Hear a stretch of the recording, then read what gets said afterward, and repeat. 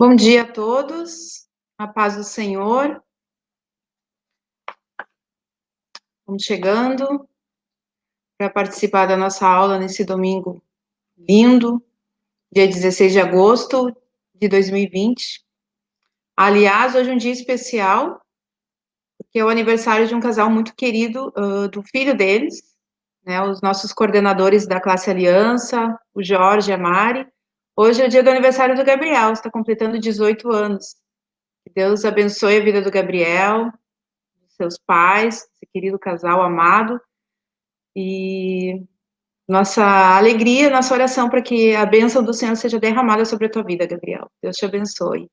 Bem-vindo a todos que estão chegando nesse momento para participar da nossa aula. Nós, nesse trimestre, estamos estudando, né, como vocês já sabem, aqueles que têm acompanhado, os princípios divinos em tempo de crise. E vocês me ajudem se tiver alguma dificuldade para assistir. Paz do Senhor, Pasqualina. Eu acredito que esteja ok. Está certinho, já está transmitindo. Então, queridos, como eu falava, vocês que têm acompanhado as lições já sabem, nós estamos estudando os princípios divinos em tempos de crise, né? E a nossa lição número 7, nós estamos, passamos já, né, da metade do trimestre. E para dar um pequeno resumo, na primeira lição nós vimos sobre como a oração ela traz o despertamento espiritual, né, no exemplo de Daniel. Despertamento espiritual na lição 2 como um milagre. E esse despertamento renova o nosso altar, né? Nós estudamos essas 3 lições. Depois, como a reconstrução do templo, liderado por Esdras, não ofereceu, mas ela passou, né, enfrentou a oposição dos inimigos, mas o Senhor deu vitória. Zorobabel, então, também, ele recomeça, né, a partir do momento que o Senhor dá vitória, a reconstrução do templo, Zorobabel, governador. Lição passada, nós estudamos que Neemias, então, reconstrói os muros de Jerusalém, né, primeiro foi reconstruído o templo. E nessa lição de hoje, então, nós vamos estudar um pouco sobre a necessidade do povo de Deus se separar do mal, para que ele possa ser vitorioso na sua vida. Ele precisa apartar-se do mal, é o que diz a nossa lição. Então, antes de começar, Leonardo, bem-vindo, a paz do Senhor, ele que deu aula para a gente domingo passado. Paulo, a paz do Senhor. Deus abençoe vocês e cada um dos que estão chegando. Vamos orar, então. Senhor nosso Deus, nós queremos te louvar neste domingo, Senhor, nesta manhã, porque tu tens sido bom conosco, porque em tempos de crise, tu sempre estás com o teu povo, com os teus filhos, Senhor, tu não nos abandonas nunca, Senhor. Assim como tu estiveste com Neemias, com Esdras, com Zorobabel e com todo o teu povo, naquele momento difícil, assim também tu estás conosco nesse tempo difícil que estamos vivendo. Mas, Senhor, graças te damos, porque em ti nós temos esperança, em ti, Senhor, nós temos consolo, em ti nós temos vitória. Senhor, essa lição, ela nos traz ensinos preciosos, e eu quero te pedir que o teu Espírito Santo esteja nos guiando, Senhor, para que tudo que seja falado, tudo que seja lido, sirva de edificação para cada um de nós, para cada uma das pessoas que vão estar assistindo, sejam amigos, sejam irmãos. Fica conosco nesta manhã, Senhor, eu te peço no nome de Jesus. Amém. Então, lição número 7. O povo de Deus deve apartar-se do mal, ou separar-se do mal, como diz o título.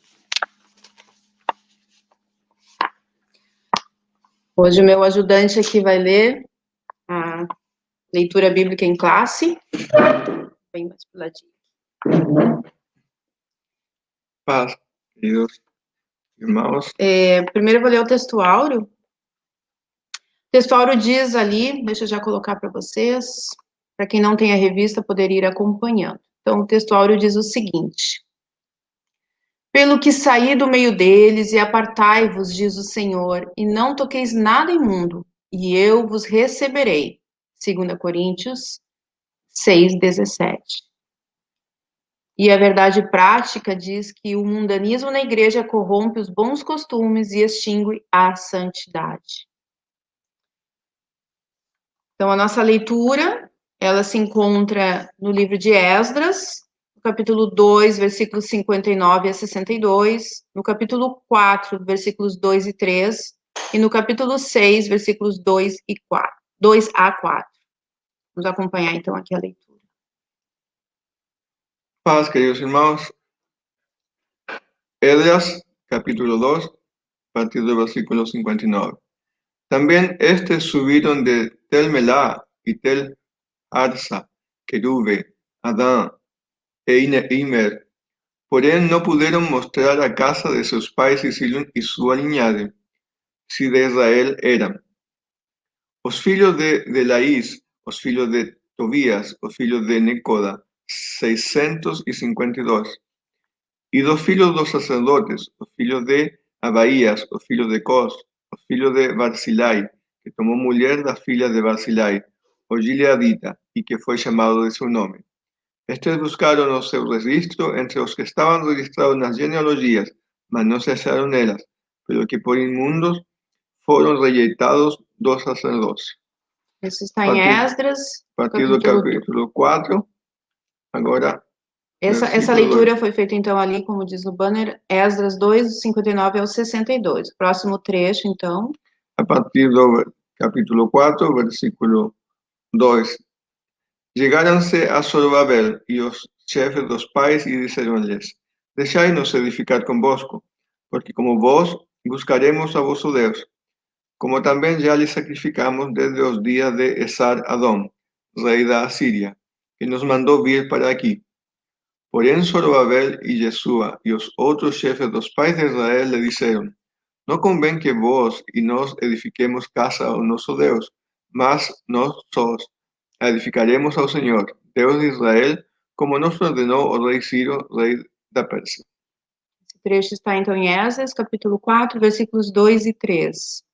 E agora a partir do capítulo 6, versículo 2, e em Agmetá, no palácio que está na província de Média, se achou um rolo, e nele estava escrito um memorial que dizia assim: No ano primeiro do rei Ciro, o rei Ciro deu esta ordem: com respeito à casa de Deus, em Jerusalém, essa casa se edificará para lugar em que se ofereçam sacrifícios e seus fundamentos serão firmes, a sua altura de 60 côvados e a sua largura de 60 côvados, com 3 carreiras de grandes pedras e uma carreira de madeira nova, e a despesa se fará da casa do rei,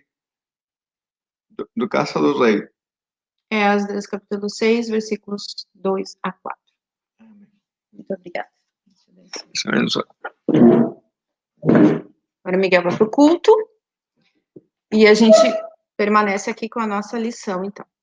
Então, queridos, antes de entrar, então, mesmo na lição, vejo que tem mais comentários aqui. D'Artagnan e Ângela, bem-vindos. E Catiúcia, bem-vinda. Deus abençoe vocês. Ok. Então, irmãos, como eu já dei aquele pequeno resumo, na verdade, mais falando sobre os títulos das lições anteriores, né? E nós chegamos, então, a um ponto em que, da nossa revista, em que o nosso comentarista, né, o pastor Eurico Bergstein, ele fala da necessidade do povo de Deus se apartar do mal. Quando os judeus retornaram a Judá, mais especificamente a Jerusalém, foi um momento muito sublime, muito especial para eles e muito desejado, porque eles ansiavam voltar à sua pátria. Mesmo aqueles que não tinham conhecido porque haviam nascido na Babilônia, eles desejavam voltar à pátria, à terra de seus pais. Eles ouviam as histórias, eles ouviam seus pais, seus antepassados, né? Talvez muitos avós, tios, enfim, pessoas que viveram na terra de Israel antes do exílio, antes do cativeiro, contando como era a terra. Era aprazível, emanava leite e mel, e eles tinham liberdade. Então, todo esse povo que retorna, ele retorna com muita expectativa. Nós já falamos em lições anteriores que havia no coração deles sentimentos contraditórios, porque havia a alegria, sim, do retorno, mas havia também tristeza pelo estado em que Jerusalém se encontrava. Havia muitas dificuldades esperando eles, os povos da terra ali, né, que tomaram conta enquanto eles estavam cativos, foram povos que foram realmente se assenhorando das terras, né, tomando conta de tudo. Então, o retorno deles não foi fácil, mas foi um momento importante para eles, foi um momento muito esperado, muito desejado. Era agora o momento deles poderem retornar a esta terra e viver livremente como povo de Deus. Mas também era um tempo, um momento em que eles deviam colocar à prova aquela lição dura que eles haviam aprendido no cativeiro. Será que eles realmente haviam abandonado a idolatria e toda forma de culto misto? Porque vocês sabem, né, pela história ali dos livros dos reis, crônicas, como o povo de Israel foi misturando a sua adoração genuína e pura diante de Deus com os costumes pagãos dos povos com quem eles se avizinhavam. Então, era agora necessário passar por essa prova e saber, eles retornariam diferentes de como foram para o exílio? Será que agora eles iam realmente servir ao Senhor e somente ao Senhor, como Elias havia dito lá no Monte Carmelo, quando ele desafia os profetas de Baal, e ele chama o povo para si, nós já falamos sobre isso também nesse trimestre, né, no momento em que Elias restaura o altar, né, sobre a lição que nós vimos, que o despertamento renova o altar, ele chama o povo e diz, se Baal é Deus, serviu, mas se o Senhor é Deus, serviu, deixando muito claro que o Senhor, ele não deixava a sua glória ser dividida com outros. Então, agora era o momento da verdade, como se diz. Será que eles realmente haviam abandonado a idolatria? Pelo que nós lemos no texto, a resposta é sim. Sim, eles haviam abandonado, eles haviam aprendido a lição. Mas eles precisavam tomar uma decisão firme e definitiva com relação às suas, com respeito às suas relações com outras pessoas, pessoas alheias, fora daquela aliança que Deus havia feito com eles. Deus havia feito uma aliança com Jacó, né, com Abraão primeiramente, depois com Isaac, com Jacó, que recebe o nome de Israel, e a partir de Jacó, então, todas as tribos, as 12 tribos, seus 12 filhos, se multiplicam de tal forma que se tornam tribos, e o Senhor permanece com a sua aliança que havia feito a Abraão. Permanece sobre a descendência de Abraão, sobre os filhos de Israel. Só que essa aliança era exclusiva com eles, né? Nós sabemos que Deus não faz acepção de pessoas, que o Senhor escolheu Israel para ser essa propriedade exclusiva e, através de Israel, proclamar a sua glória e a sua salvação aos outros povos. Mas com Israel ele tinha um trato especial. Só que Israel deixou que essas outras nações e seus costumes interferissem nessa relação. E por isso, essa idolatria que entrou na vida deles, por imitar os costumes dos povos, levou eles, né, a esse cativeiro. Então, era o momento deles romperem definitivamente esse tipo de relação daninha, esse tipo de relação que prejudicava a vida deles. Então, ali no tópico 1 da nossa lição, fala, o comentarista, ele coloca assim, que somente os judeus retornariam a Judá. Claro que aqui os judeus de uma forma genérica, porque, e a gente vai ver um pouquinho mais tarde, na verdade, os judeus e os benjamitas, né? Era a tribo de Judá e a tribo de Benjamim, que havia sido levado cativo para a Babilônia. E a gente vai falar um pouquinho, daqui a pouquinho, sobre isso. Mas, quando Deus libertou, voltando um pouquinho na história, quando Deus liberta o povo de Israel da escravidão do Egito e guia eles para esse novo país, para essa nova terra, né? A terra prometida que ele havia preparado para eles, o povo de Israel que sai do Egito, ele permite que outras pessoas saiam junto com eles, se misturem entre eles, né?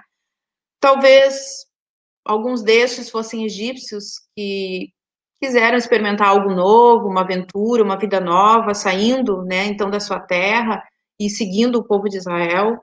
Talvez fossem pessoas de outros povos que também estavam escravas no Egito e viram isso como uma oportunidade de liberdade, então eles também se misturaram e acabaram fugindo daquela escravidão. Nós não sabemos a motivação e nem quem eram exatamente essas pessoas, mas o que nós sabemos é que eles não tinham um desejo genuíno de servir a Deus.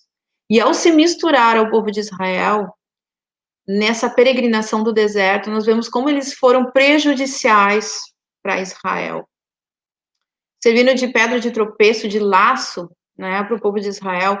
E Números 11:4, nós não vamos ler, apenas coloquei aqui a referência, ali relata que essas pessoas, essa mistura de gente, fala que é uma mistura, uma outra versão diz o populacho que estava entre Israel, foram eles que começaram a murmurar na primeira dificuldade, dizer, como eu queria comer, né, as comidas do Egito, os alhos, e eles vão falando, né, das iguarias, e começam a reclamar de tal ponto que eles contaminam Israel, e o povo de Israel, então, também começa a se queixar, diz a Bíblia ali em Números 11, que o povo de Deus começa a chorar, e reclamar e dizer que também queria voltar e que queria comer novamente aquela comida, que agora eles tinham outro tipo de alimento que Deus estava provendo para eles, que não era o que eles queriam. Na realidade, o Senhor estava sustentando eles num lugar onde não havia nada. Era um milagre o maná. Mas eles, nesse momento, no seu coração, eles desprezaram essa provisão do Senhor. Então, a partir daí começam vários eventos de rebeldia,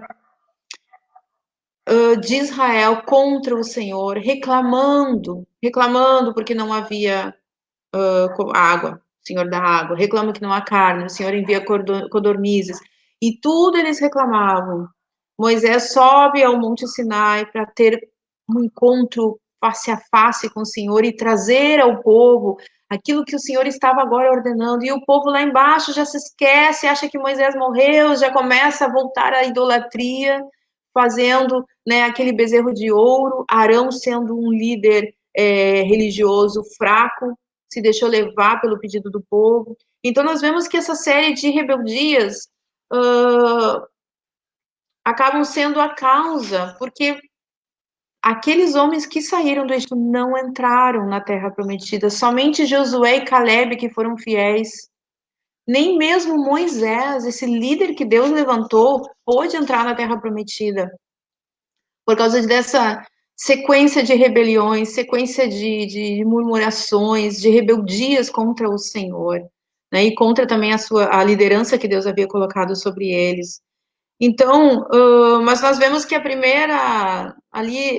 essa primeira murmuração, essa primeira queixa partiu dessa mistura de pessoas que não eram servos de Deus, que não serviam a Deus, mas estavam misturados, mesclados entre o povo de Israel.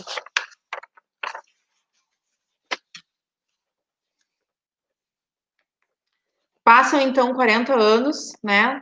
Somente os descendentes daquele povo que saiu do Egito é que podem entrar, salvo Caleb, Josué e Caleb, né? E Caleb agora, então, um novo líder no lugar de Moisés, lidera a entrada e a conquista de Jericó e de todas as outras cidades, então, da terra de Israel. Mas o que ocorre? No momento que eles chegam ali, eles permanecem fiel, aprenderam, viram seus pais sendo, né, exterminados, mortos no deserto, não podendo alcançar a promessa.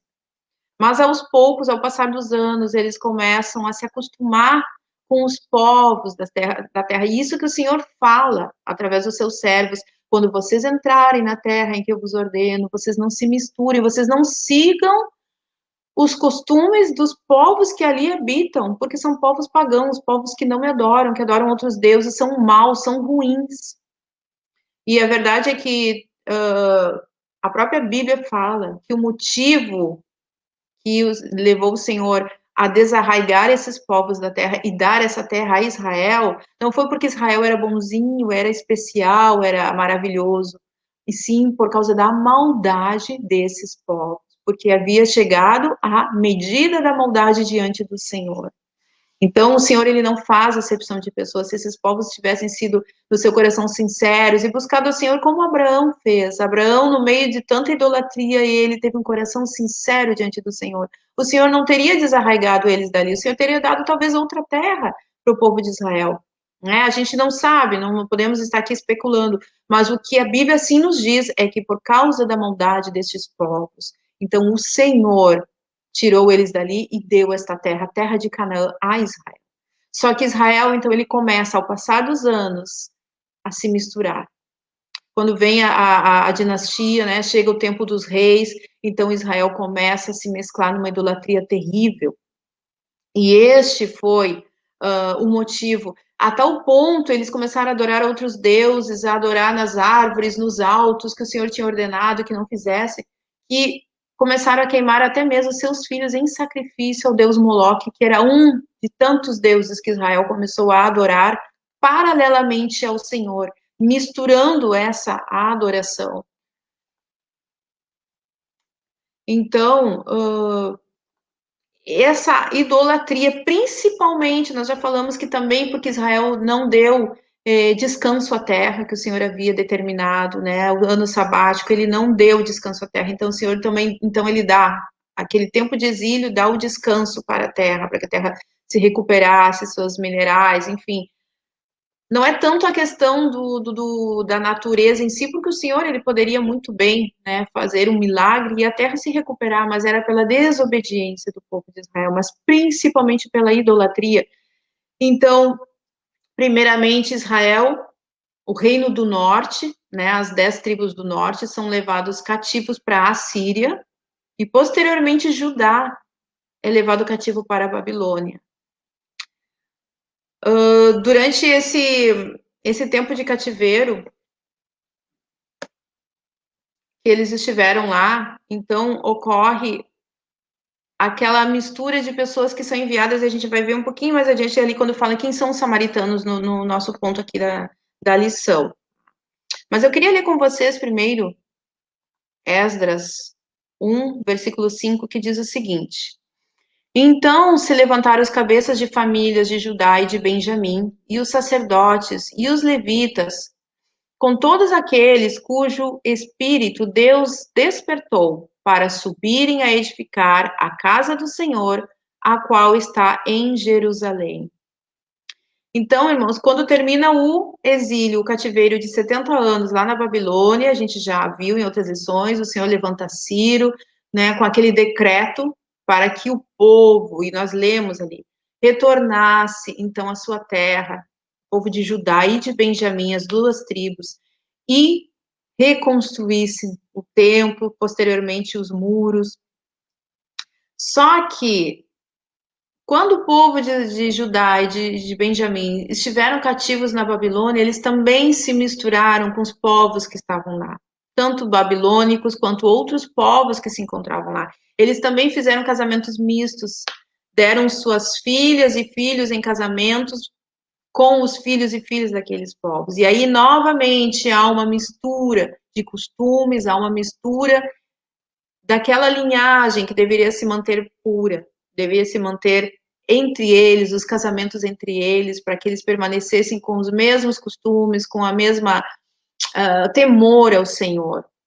Eles se deram em casamento. E agora, quando eles retornam, conforme nós lemos ali agora em Esdras, é claro, haviam parentes agora, haviam genros, noras, filhos, netos, então esse povo também quer ir junto.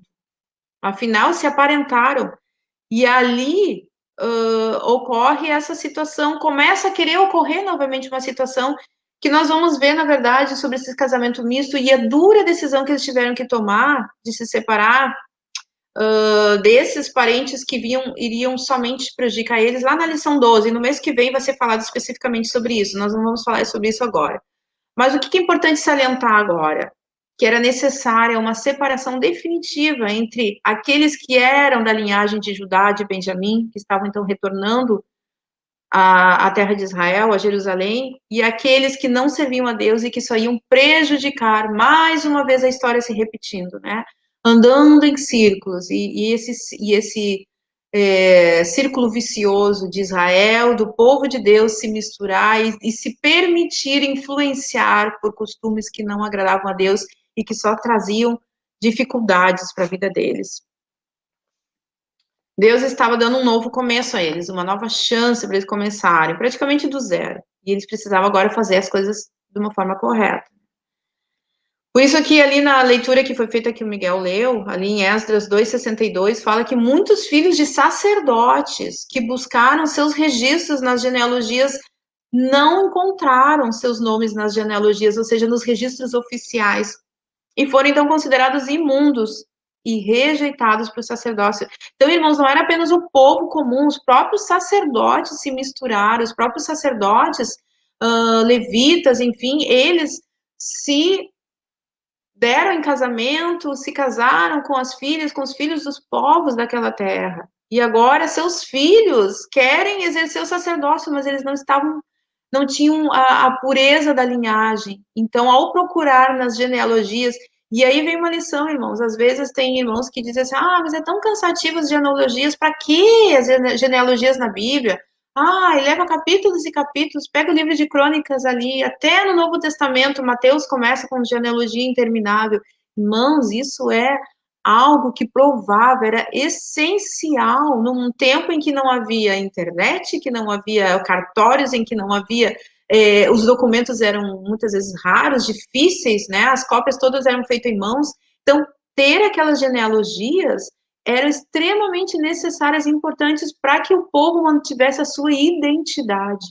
Tanto é que Mateus começa com a genealogia de Jesus, mostrando já no primeiro capítulo que Jesus era filho de Davi, descendente de Davi. Então essas genealogias eram importantes, e os filhos dos sacerdotes não eram qualquer um, não era o povão. Eles já eram mistura desses casamentos mistos. Então, eles não foram aceitos para exercer o sacerdócio, porque o povo precisava fazer tudo corretamente dessa vez. Eles não podiam mais se dar ao luxo, entre aspas, de errar e de se misturar. Então, ali no ponto 2, né, que diz ali que os judeus não aceitaram a ajuda dos samaritanos. Aí vai falando o que os samaritanos tentaram fazer, né? E falar um pouquinho, primeiro, quem eram esses samaritanos, né?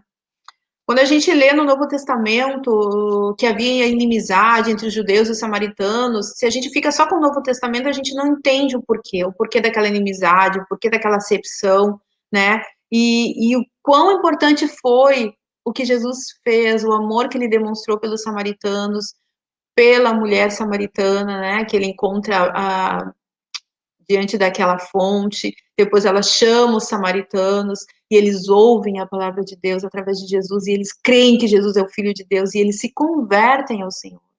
Mas se a gente fica só ali, a gente fica pensando, mas qual o problema? Né? É só porque eram vizinhos, não se davam bem? Não, por causa de toda a história. Então, como eu falei no início, eu ia explicar um pouquinho, né, sobre essa divisão do reino.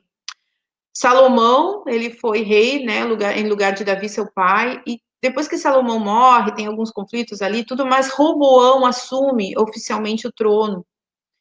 E ali ele foi teimoso, ele não quis ouvir o conselho dos mais idosos, daqueles que aconselharam o seu pai, e ele resolve ouvir o conselho dos jovens inexperientes. Não que jovens não tenham bons conselhos, mas aqueles jovens especificamente eram mimadinhos, filhinhos de papai, que só queriam se divertir à custa do povo, e então ele endurece a sua mão sobre o povo. E o que ocorre? Ocorre uma cisão no reino de Israel, ocorre uma divisão.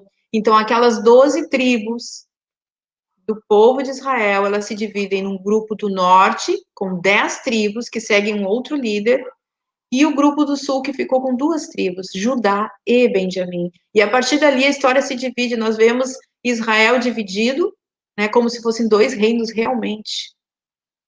O povo de Deus foi dividido ali, pela falta de sabedoria daquele líder. E nós vemos com tristeza que as 10 tribos de Israel tiveram um rei maligno atrás do outro, um rei mau atrás do outro. Judá também teve reis maus, mas de vez em quando apareciam reis bons, né, como Josafá. Mas essas 10 tribos, então, elas ficaram mais ao norte da terra de Israel e estabeleceram Samaria como sua capital, enquanto que Judá e Benjamim permaneceram com a sua capital sendo Jerusalém, mais ao sul. Quando a gente fala, então, que os judeus retornaram, de uma forma genérica, porque os benjamitas também retornaram, eles eram parte desse povo que não quis ir com as outras 10 tribos. E então, quando fala, né, do cativeiro de Israel, o cativeiro de Judá, é exatamente isso. Então, essas 10 tribos que agora estavam separadas de Judá e Benjamim, elas foram primeiramente levadas cativas para a Síria. E quando elas são levadas cativas para a Síria, o rei da Síria, decide povoar novamente de Samaria, porque Samaria agora ficou deserta, né? Todo o povo praticamente, talvez tenha ficado um que outro que escapou, mas a grande maioria foi levado escravo para a Síria. Então, o que o rei da Síria faz? Ele tem a brilhante ideia, e nós vamos ler aqui em 2 Reis, capítulo 17, alguns versículos. Ele diz o seguinte: o rei da Síria trouxe gente de Babilônia, de Cuta, de Ava, de Amate e de Sefarvaim, e as fez habitar nas cidades de Samaria, em lugar dos filhos de Israel. Tomaram posse de Samaria e habitaram nas suas cidades. Então o rei da Síria mandou, aí já fomos para outros versículos, tá? Depois eu vou dizer quais são direitinho.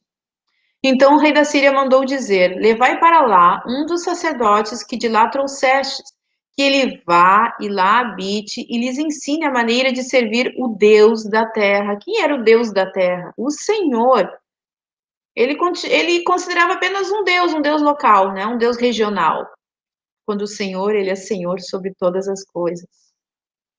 Mas o rei da Síria, pagão do jeito que era, né, considerava que o Senhor era apenas mais um Deus. Então ele diz o seguinte: o trecho continua dizendo ali, capítulo de 2 Reis, porém cada nação, ou seja, esses povos que foram enviados para habitar Samaria, fez ainda os seus próprios deuses nas cidades em que habitava, lá em Samaria, região de Samaria. E os puseram nos santuários dos altos que os samaritanos tinham feito. Os de Babilônia fizeram Sucote-Benote, os de Cuta fizeram Nergal, os de Amate fizeram Azima, os aveus fizeram Nibás e Tartaque, e os sefarvitas queimavam seus filhos a Adrameleque e a Anameleque, deuses de Sefarvaim. Olha que coisa triste, irmãos. Que tristeza, né? Não era só o deus Moloque, que recebia sacrifícios de crianças, mas esses outros deuses aqui. Mas apesar de fazer tudo isso, eles também temiam ao Senhor. Dentre os povos, constituíram sacerdotes nos lugares altos, os quais oficiavam a favor deles nos santuários dos altos, de maneira que serviam ao Senhor e, ao mesmo tempo, serviam seus próprios deuses, segundo o costume das nações, dentre as quais tinham sido transportados. 2 Reis 17, versículos 24, 27 e do 29 ao 33. Então, aqui, essa é a origem daqueles samaritanos que nós vemos no Novo Testamento, povos de outras terras que vêm habitar Samaria, no lugar de Israel que havia sido levado cativo. E eles trazem todos os seus costumes e misturam naquele culto. Tanto é que eles começaram, a gente não leu, mas eles começaram a fazer tanta mistura que o próprio rei disse assim: tá, vamos fazer o seguinte, vamos levar um sacerdote israelita, que veio cativo, envia ele de volta para que ele more entre eles e ensine eles a adorar o Deus da terra. Por que ele fez isso? Porque ele se importou com isso, a Bíblia não nos diz. Mas ele fez isso. Então o sacerdote israelita vai, imagine a angústia dele, chegar no meio de um povo pagão, idólatra, adorando vários deuses, e ele agora tem que ensinar eles a adorar o Senhor, sabendo que eles não vão se converter de todo o coração. E assim foi, eles começaram a misturar de tal jeito que, ao longo dos anos, e aí o texto ainda fala que permanece até hoje, naquela época que foi escrito, né, a 2 Reis. Quando chega, então, no tempo de Jesus, nós podemos entender por que os judeus desprezavam os samaritanos, porque havia uma mistura naquele culto, não era um culto genuíno ao Senhor. Então, por isso que a mulher até diz assim: vocês judeus dizem que devemos adorar no templo, os meus pais dizem que devemos adorar no monte. Então, essa confusão religiosa que gerou lá, quando o rei da Síria envia, então, esse povo. E, claro, irmãos, depois de tempo, que Judá é levado cativo, permanece 70 anos. Então, ao retornar, muito tempo passou. Esses povos agora tomaram conta da região de Israel. E eles têm essa mistura, esses costumes, e aí, então, eles tentam agora se misturar com esse povo que o Senhor preservou lá no cativeiro da Babilônia. Um povo que, apesar de ter se casado com povos de lá, mas é um povo que esteve mais preservado no seu ritual, no seu culto ao Senhor. Né? E agora esse povo, então, que habita ali, os samaritanos e todos aqueles povos, eles querem se misturar, querem... primeiramente, eles fazem o quê? Eles oferecem ajuda para a reconstrução, né? Tanto do templo quanto dos muros de Jerusalém. Eles dizem, não, nós queremos ajudar vocês, afinal de contas, vocês estão retornando, tá difícil a situação. Eu estou parafraseando aqui. Eles oferecem essa ajuda, só que o Senhor deu discernimento ao seu povo, e eles entenderam que aquilo não era uma ajuda.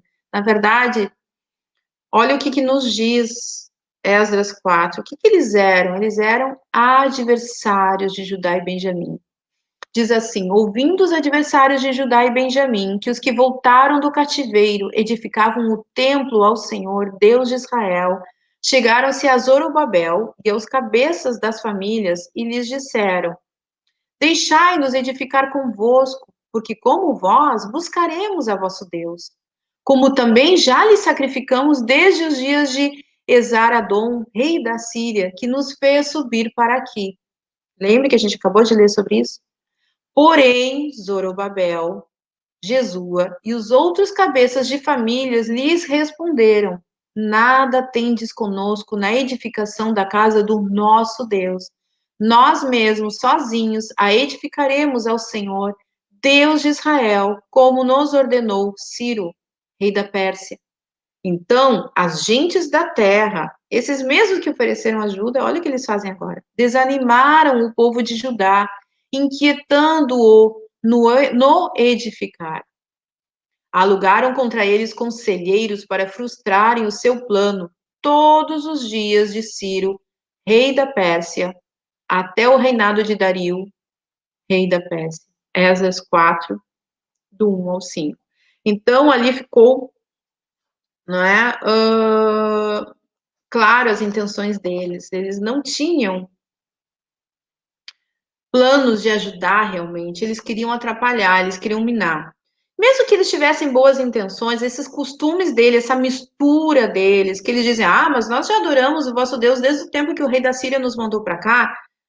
O povo de Judá e de Benjamim sabiam que não era uma adoração genuína, uma adoração pura, era uma adoração misturada, era uma adoração contaminada. Então, mesmo que eles tivessem boas intenções, eles iam novamente contaminar o povo de Deus, né? E a Bíblia nos adverte para ter cuidado e até mesmo nos afastarmos de pessoas que possam prejudicar a nossa vida espiritual. Não fazer acepção de pessoas, irmãos, não é isso, mas nós temos cuidado de nós mesmos, como Paulo disse a Timóteo, né? Tem cuidado de ti mesmo e dessa doutrina. O que nos diz Tito, capítulo 3, versículos 10 a 11. Evita o homem faccioso, depois de admoestá-lo primeira e segunda vez, pois sabes que tal pessoa está pervertida e vive pecando, e por si mesmo está condenada. Paulo escreve também aos Romanos, no capítulo 16, diz assim, rogo-vos, irmãos, que noteis bem aqueles que provocam divisões e escândalos, em desacordo com a doutrina que aprendestes. Afastai-vos deles, porque esses tais não servem a Cristo, nosso Senhor, e sim ao seu próprio ventre, ou seja, os seus próprios desejos e vontades. E com suaves palavras e lisonjas enganam o coração dos incautos. Romanos 16, dos versículos 17 ao 18. Então a Bíblia nos adverte, nós temos cuidado com essas pessoas que aparentemente parecem que são boas, aparentemente parece que querem o nosso bem, que vão nos ajudar, que vão ser uma boa influência, e na verdade vão trazer prejuízos para a nossa vida espiritual. Nós temos que ser sal, purificar e não sermos contaminados, né? Jesus nunca fez acepção de pessoas, Jesus comia com os pecadores, Jesus sentava entre as prostitutas, Jesus nunca fez acepção de pessoas, mas Jesus não esteve de acordo com o pecado deles. E nós, como povo de Deus, nós não podemos fazer acepção de pessoas, mas se alguma amizade, se alguma relação, seja ela até mesmo familiar, está nos prejudicando a nossa vida espiritual, nós precisamos tomar uma decisão e nos afastar dentro daquilo que é necessário, que é possível, né, para manter a nossa integridade. Não é rejeitar a pessoa, desprezar, nunca mais falo contigo, mas dentro daquilo que Deus nos orientar. Nós precisamos, sim, tomar decisões que às vezes são difíceis, como eles tiveram que tomar. Os judeus, eles estão nesse ponto, né, que diz que não aceitaram a ajuda dos samaritanos, e eles então procuraram se aparentar com os judeus novamente, usando aquela mesma estratégia, né, de se misturar em casamento, dando seus filhos para as filhas e as filhas para os filhos e vice-versa. Outra estratégia, né? Que mais? Quando tudo isso falhou, né? Quando aquela pretensa ajuda, não, vamos nos unir aqui, vamos casar seus filhos com as minhas filhas e vice-versa, vamos ser parentes, vamos viver juntos como uma grande família. Quando não deu certo, então eles se declaram. Realmente eles mostram a que eles vieram. Aí eles declaram que eles eram inimigos dos judeus. E nós vimos ali naquele texto que nós lemos agora há pouco, né? De Esdras 4, diz, ouvindo os adversários de Judá. Eram adversários, eles não eram bons vizinhos, eles realmente queriam o mal, né, do povo de Judá e de Benjamim. Eles procuraram frustrar os planos, ali fala que eles alugaram conselheiros, né, tentaram minar, disseram, olha só, esse povo desobediente que está querendo reconstruir, quando o rei disse para não reconstruir, ainda mentiram, né, aí vai lá o povo de Deus, vai os líderes buscar onde estão as cartas, onde está escrito que realmente o rei mandou reconstruir, tudo isso demorou. Se hoje a burocracia ela é demorada, né, a gente fala, que demorado, serviço público, aquela coisa, imagine naquela época, né? Até enviar as comitivas lá para a Babilônia novamente, para a Pérsia, enfim, e para que se achasse nos registros que o rei realmente havia ordenado, tudo isso atrasou. Né? E a Bíblia fala, inclusive, que foram 15 anos que atrasou a reconstrução do templo, né? Que é esse texto justamente que nós estamos lendo. Da mesma forma, irmãos, que aqueles inimigos de Judá tentaram minar e tentaram se oporam ao que eles estavam fazendo. Da mesma forma, o inimigo da nossa alma, ele faz o mesmo. Ele às vezes usa, né, pessoas para nos prejudicar, pessoas para nos enganar, para nos iludir. E é por isso que nós temos que ter discernimento de espíritos, como diz a palavra, para não cair nas astutas ciladas do diabo. Por isso que Paulo fala aos Coríntios, para que Satanás não alcance vantagem sobre nós, pois não lhe ignoramos os desígnios. 2 Coríntios 2:11. O Senhor tem nos dado discernimento, o Senhor dá ao seu povo, o Senhor não deixa o seu povo no escuro. Ele nos dá primeiramente a sua palavra, que é lâmpada para os nossos pés, luz para o nosso caminho, para a gente saber onde está pisando, para a gente ver os perigos ao redor. Mas ele nos dá também esse discernimento sobrenatural que vem do Senhor, né? Esse dom, o dom do discernimento, para que a gente possa discernir, para a gente possa entender o que está acontecendo ao nosso redor e ter sabedoria para tomar as nossas decisões. Amém. O Senhor realmente nos ajude. Uma vez, quando eu era adolescente ainda, numa aula da escola dominical, eu me lembro que o professor falou assim, que ele, na visão dele, o dom mais importante que ele buscava em primeiro lugar era o dom do discernimento. Eu nunca esqueci aquilo. E realmente, quando nós temos discernimento na nossa vida e tomamos as decisões corretas de acordo com essa sabedoria, esse discernimento que o Senhor nos dá, a gente escapa de muito problema, de muita cilada. Né? O Senhor nos livra, porque quando a gente dá ouvidos a Ele, a gente consegue ver onde está o perigo, né? Mesmo que ele não esteja evidente aos nossos olhos. Por isso os filhos, né? A necessidade dos filhos obedecerem os pais sabem, né? Quando dão um conselho, já passaram, têm a experiência. É importante a gente, né, ter essa sabedoria do Senhor, através da sua palavra, através do sobrenatural mesmo do Senhor, do Espírito Santo, mas também através de conselheiros que Deus coloca na nossa vida, primeiramente nossos pais, nossos líderes, amigos, pessoas que realmente o Senhor coloca para nos dar conselho. Ponto 3 da nossa revista diz que Deus exige santidade do seu povo. Retornando do cativeiro, Israel separou-se do mal. Olha o que diz Isaías 52, do 8 ao 11. Eis o grito dos teus atalaias. Eles erguem a voz, juntamente exultam, porque com seus próprios olhos distintamente veem o retorno do Senhor a Sião. Rompei em júbilo, exultai, alma, ó ruínas de Jerusalém, porque o Senhor consolou o seu povo, remiu a Jerusalém. O Senhor desnudou o seu santo braço à vista de todas as nações, e todos os confins da terra verão a salvação do nosso Deus. Retirai-vos, retirai-vos, saí de lá, não toqueis coisa imunda.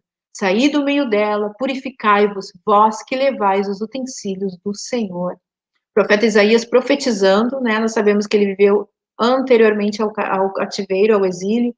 E aqui esse texto é lindo porque ele fala, né? Que o Senhor retorna a Sião, que as ruínas de Jerusalém, elas exultariam, elas jubilariam, porque o Senhor agora mostrava o seu braço forte em favor do seu povo à vista de todas as nações. E aí ele diz: purificai-vos, saí do meio das coisas imundas. Quando Israel, então, não é, ele retorna, era necessário santidade, separar-se do mal. Dessa forma, como os judeus foram obedientes, o Senhor honrou, abençoou e fez prosperar o trabalho das mãos deles. Aleluia. Segundo tópico ali do ponto 2, ponto 3 diz que quando Josué se preparou para passar o Jordão, ele disse ao povo: santificai-vos, porque amanhã fará o Senhor maravilha no meio de vós. Outro exemplo, né, do povo se consagrando ao Senhor, e eles só foram vitoriosos porque obedeceram ao Senhor. Realmente o Senhor fez maravilhas porque eles se santificaram. Ponto 3, né? O anjo do Senhor visita o acampamento do israelita. Aqui o nosso comentarista ele está dando exemplos de momentos em que o povo de Deus, ao longo da Bíblia, se santificou, se consagrou e como o Senhor ele deu vitória, né? E aqui ele fala então que o anjo do Senhor visitou o acampamento israelita e ali Josué ele ouviu. Ele fala: tu és um dos nossos ou um dos deles? E aí ele fala: eu sou príncipe dos exércitos do Senhor. E olha o que ele fala, Josué. A mesma coisa que Moisés ouviu quando se aproximou da sarça ardente. Ele diz o seguinte: respondeu o príncipe do exército do Senhor a Josué: descalça as sandálias dos pés, porque o lugar em que estás é santo. E fez Josué assim. Josué foi obediente ali, era um sinal de purificação ele tirar os sapatos embarrados, sujos, né, e chegar diante do Senhor com humildade, descalço diante do Senhor. Aleluia. E o último ponto, então, desse terceiro tópico, diz que Israel é derrotado pela pequena cidade de Ai. Quando que ocorreu isso, irmãos? Porque havia um pecado oculto entre eles. Houve um pecado, né? Alguém pegou os despojos, inclusive uma capa babilônica, e algumas outras coisas que não era para pegar, o Senhor tinha dito para não fazer. Havia momentos que eles tinham liberdade para pegar os despojos, quando eles tinham vitória, mas tinha determinados momentos que o Senhor dizia, não faça. E um homem fez isso, né? Um homem do meio do povo. E ali, então, o Senhor permitiu que eles fossem derrotados diante de um povo pequeno, para mostrar que não é a força do nosso braço, mas é o Senhor, e a nossa obediência faz uma diferença muito grande. E só houve, então, a vitória quando Israel, então, eliminou do seu meio aquele pecado. Tópico 4 nos diz que nós devemos manter uma vida de separação do mal, assim como os judeus mantiveram-se separados dos samaritanos, né? Eles tiveram discernimento, nós já falamos, não vamos repetir novamente tudo que já foi falado, mas eles permaneceram longe dos samaritanos, eles se mantiveram à distância.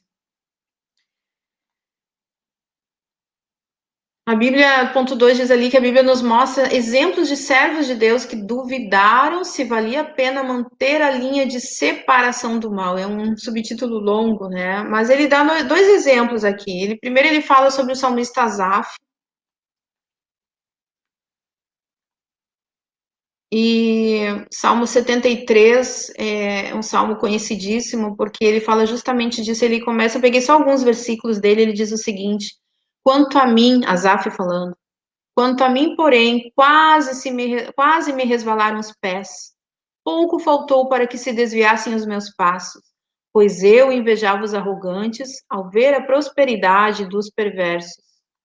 Com efeito, inutilmente conservei puro o coração e lavei as mãos na inocência. porque de contínuo sou afligido e cada manhã castigado. Quando o coração se me amargou e as estranhas se me comoveram, eu estava embrutecido e ignorante. Era como um irracional a tua presença. Todavia, eu acho, só um pouquinho, irmãos, que eu acho que eu pulei um banner aqui. Faltou, cortei ali o texto.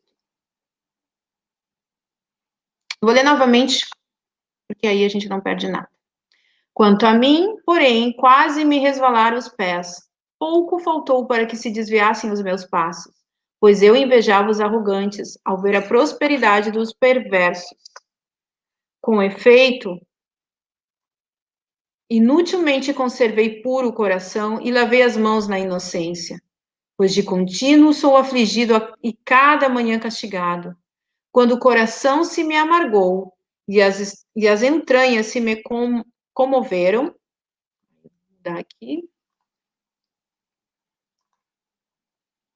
eu estava embrutecido e ignorante, era como um irracional a tua presença. Todavia, estou sempre contigo, tu me seguras pela minha mão direita, tu me guias com o teu conselho e depois me recebes na glória. Salmo 73, e ali estão os versículos. E tem um versículo que eu não coloquei aqui, mas fala que ele via e ele invejava o sucesso dos ímpios, que iam bem, ele buscava Deus, ele se mantinha puro e só se dava mal. E, resumindo, é isso que ele fala. E aí ele olha os perversos e vê que eles só se davam bem. Então ele invejou eles, e ele diz que ele quase se resvalou, digamos que ele quase se desviou, até que entrei no teu santuário, o versículo que eu não coloquei aqui, e vi o fim deles, e vi que tu os destrói a uma.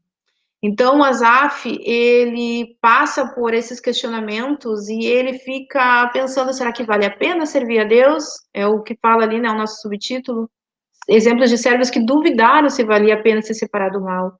Porque eu faço o que é correto e me dou mal, e os que fazem o que é errado estão se dando bem. Mas quando ele chega na presença de Deus, entra no santuário, ele vê que o fim deles seria triste, deles. Mas ele que se mantinha com o Senhor, né? Estou sempre contigo. O Senhor segurava ele pela mão direita e depois o receberia na glória, ou seja, a salvação, o céu, que é o nosso alvo. Também, irmãos, ali no livro de Malaquias, haviam pessoas que diziam para Deus que não valia a pena, né? Olha o que diz ali: as vossas palavras, Deus está falando, foram duras para mim, diz o Senhor. Mas vós dizeis, que temos falado contra ti? Vós dizeis, inútil é servir a Deus. Que nos aproveitou termos cuidado em guardar os seus preceitos e em andar de luto diante do Senhor dos Exércitos? Ora, pois nós reputamos por felizes os soberbos. Também os que cometem impiedade prosperam. Sim, eles tentam ao Senhor e escapam. Mas aí o Senhor responde para eles, aqueles que se mantêm fiel. Estes fiéis serão para mim particular tesouro. Naquele dia que preparei, diz o Senhor dos Exércitos, poupá-los-ei como um homem poupa seu filho que o serve. Então vereis outra vez a diferença entre o justo e o perverso, entre o que serve a Deus e o que não o serve. Malaquias capítulo 3, e os versículos ali estão. 13 a 15 e 17 a 18. Então, essas pessoas que eram fiéis, elas também, assim como Asaf, ficaram se questionando: será que vale a pena servir o Senhor se os ímpios estão tendo sucesso? São bem-aventurados, parece que tudo dá certo para eles e nós não, a gente se mantém fiel e parece que tudo dá errado. Mas o Senhor, com amor, responde a eles: vocês são um tesouro precioso para mim. Eu cuido de vocês. Aleluia. Coisa gloriosa, irmãos. E olha só, isso foi o capítulo 3. E o capítulo 4, versículos 1 a 2, diz o seguinte: pois eis vem o dia e arde como fornalha. Todos os soberbos e todos os que cometem perversidade serão como restolho. O dia que vem os abrasará, diz o Senhor dos Exércitos, de sorte que não lhes deixará nem raiz nem ramo. Mas para vós que temeis o meu nome, nascerá o sol da justiça, trazendo salvação nas suas asas. Saireis e saltareis como bezerros soltos da estrebaria. bezerro solto, né? Finalmente liberdade, ele sai saltando, sai pulando com alegria. Isso o Senhor está dizendo, vai chegar o tempo em que a tristeza, a angústia, a luta vai passar. E eu vou cuidar de vocês. Mas aqueles que só se divertiram, aqueles que só fizeram o que era aprazível ao seu coração, que não temeram meu nome, que não se importaram com os meus estatutos, parecia que estavam indo bem. Mas o final deles é morte, é tristeza. Então, vale a pena servir o Senhor? Vale. Vale a pena, irmãos. Porque o nosso alvo é Jesus, o nosso alvo é o céu.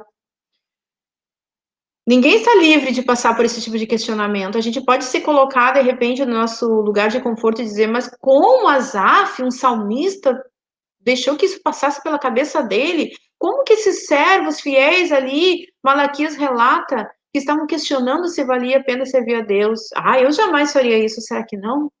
Será que no nosso dia a dia, em determinados momentos, quando nós vemos situações e as pessoas, entre aspas, se dando bem ao fazer o mal, será que não passa algum questionamento desse tipo na nossa cabeça? Claro que passa, irmãos.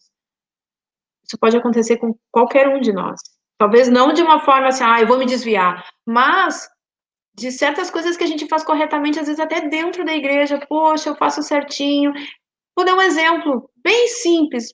Eu chego na hora do ensaio, me esforço, né, para sair cedo de casa. E aí, pô, fulano sempre chega atrasado, nunca ninguém fala nada para ele vem a hora que quer, sai a hora que quer, não dá nada. Eu também não vou mais me esforçar. Todo mundo atrasa, eu não vou mais chegar na hora. É um exemplo pequenininho, bobinho? Pode ser.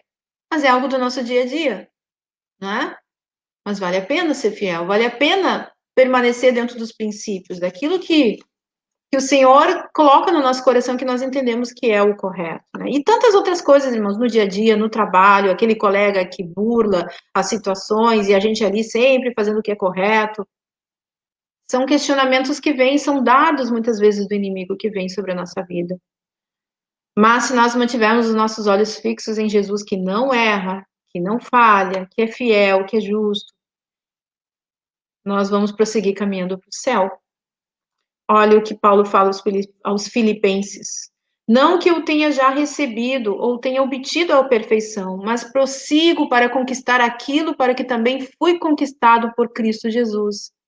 Irmãos, quanto a mim, não julgo havê-lo alcançado, mas uma coisa faço, esquecendo-me das coisas que para trás ficam e avançando para as que estão diante de mim, então prossigo para o alvo, para o prêmio da soberana vocação de Deus em Cristo Jesus. Filipenses 3, do 12 ao 14. Aleluia. Devemos viver, então, conforme a vontade do Senhor. Vale a pena, sim, irmãos. Vale a pena. Pedro escreve ali, na sua primeira epístola, para que no tempo que vos resta na carne, já não vivais de acordo com as paixões dos homens, mas segundo a vontade de Deus. E qual é a vontade de Deus? 1 Tessalonicenses 4, 3 diz, é a vossa santificação.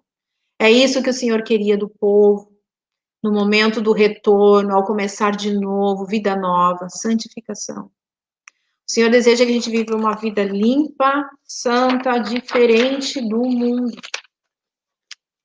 Diferente do que a gente vê muito no Facebook, né? Nas notícias, tantas coisas erradas, e às vezes a gente pode pensar como pensou Asaf, será que vale a pena?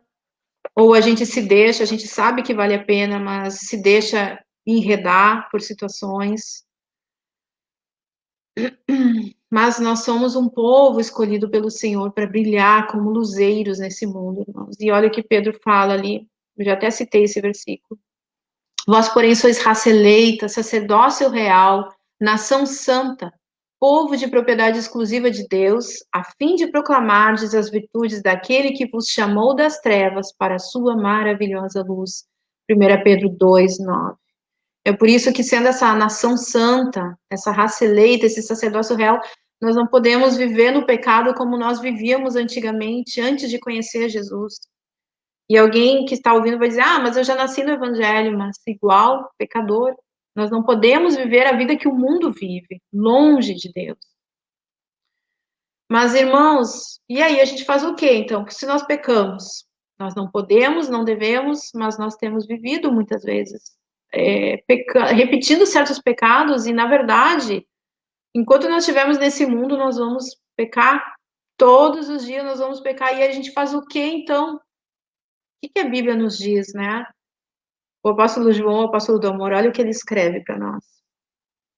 Se, porém, andarmos na luz, como ele está na luz, mantemos comunhão uns com os outros, e o sangue de Jesus, seu Filho, nos purifica de todo pecado. Se dissermos que não temos pecado nenhum, a nós mesmos nos enganamos e a verdade não está em nós. Mas se confessarmos os nossos pecados, ele é fiel e justo para nos perdoar os pecados e nos purificar de toda a injustiça. Se dissermos que não temos cometido pecado, fazemos-lo mentiroso e a sua palavra não está em nós. 1 João 1, do 7 ao 10. Aqui João traz a realidade da vida, nós pecamos, irmãos. Nós podemos tentar nos enganar e dizer, não, eu não cometo pecados terríveis, é só uma coisinha assim, um deslize, né? Eu me lembro lá no Uruguai, que tem uma expressão que os uruguaios usam muito, que é se me complicou. Então, qualquer coisa que a gente não conseguiu fazer, atrasou, não cumpriu algo que a gente tinha prometido, então diz, esse que se me complicou. E eu ouvi aquilo, eu ficava pensando assim, que interessante, até que um dia eu achei muito legal isso, eu pensei, olha, é uma excelente forma de me justificar, sem reconhecer que eu realmente fiz bobagem, que eu falhei, e sem botar culpa em ninguém. Então, eu decidi numa determinada semana, e disse, olha, eu vou começar a usar agora esse termo. Qualquer coisa aí que não dê certo, se eu não conseguir, sei lá, ir no ensaio, ou qualquer coisa, eu vou dizer, você me complicou. Todo mundo vai entender e todo mundo vai aceitar a minha resposta. Pois justo naquela semana, na pregação do culto de domingo, o pastor falou sobre isso. Pois é, irmãos, temos que parar com essa mania de dizer, você me complicou.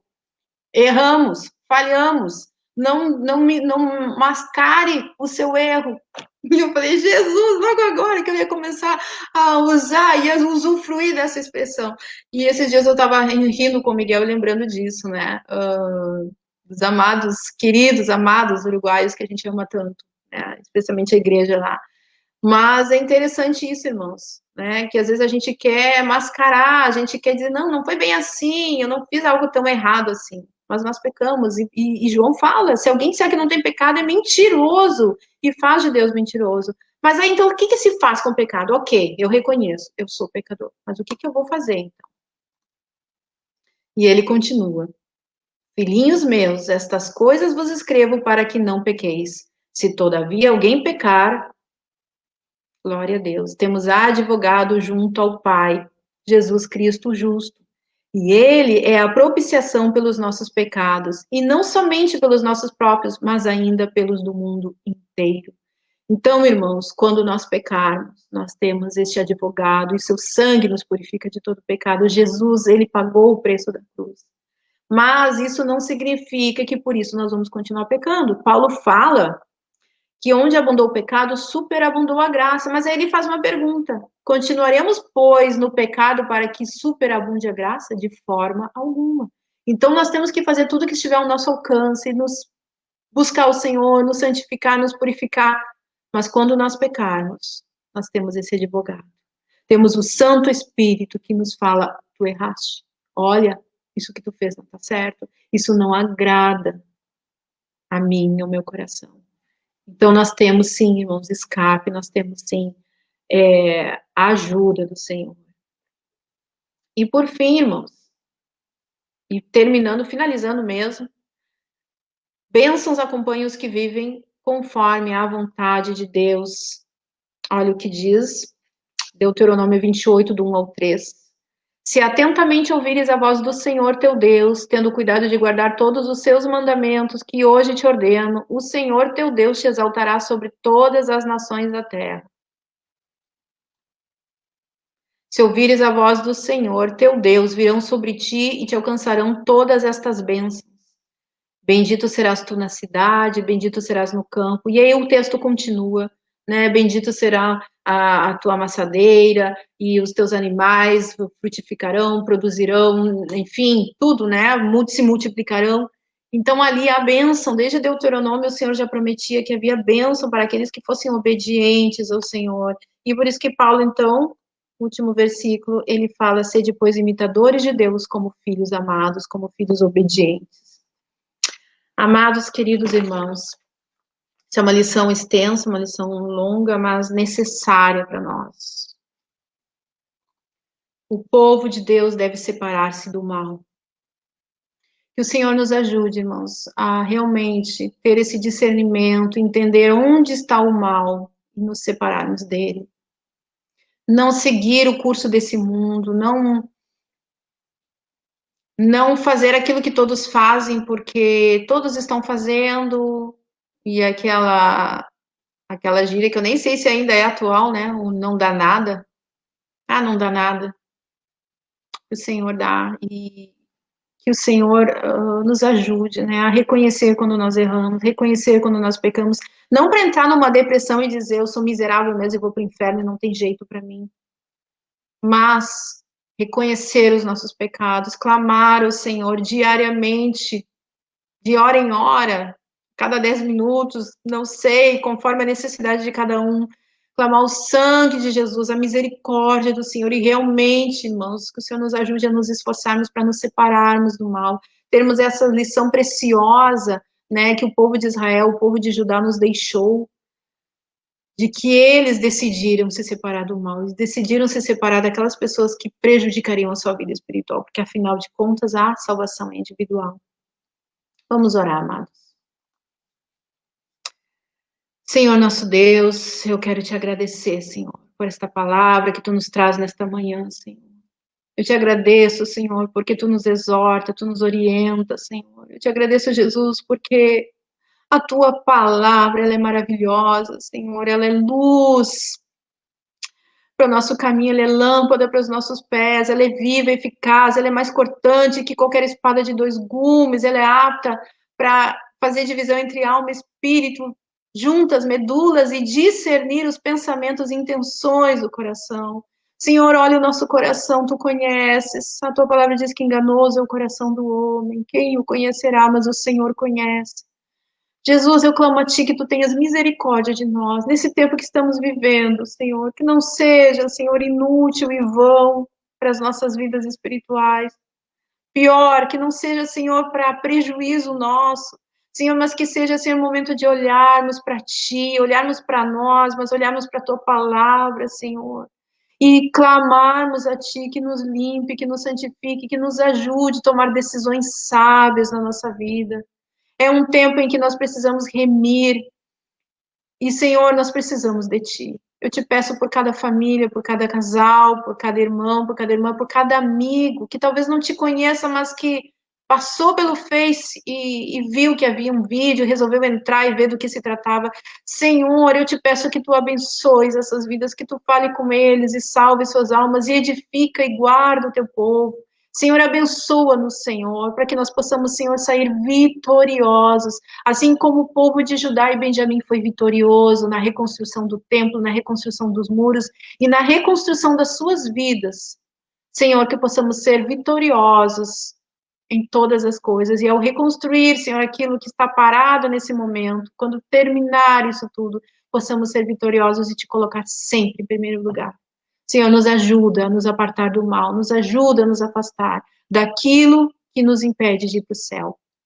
Paizinho, eu te agradeço nesta manhã por cada um dos meus irmãos e amigos e te peço a tua bênção sobre eles, no nome de Jesus. Amém. Amados, um domingo abençoado para cada um de vocês, no nome santo de Jesus. Obrigada pela companhia. Deus abençoe.